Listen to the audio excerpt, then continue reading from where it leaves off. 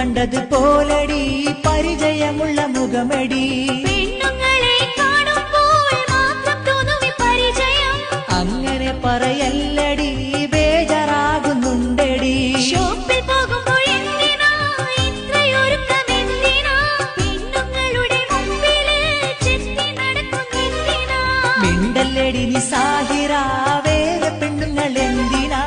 എന്റെ പെണ്ണായി പൊന്നെ നീയുണ്ടല്ലോ എന്റെ സാഹിറ സോപ്പിട്ടെന്നെ മയക്കണ്ട അടവ് കാട്ടി മുങ്ങണ്ട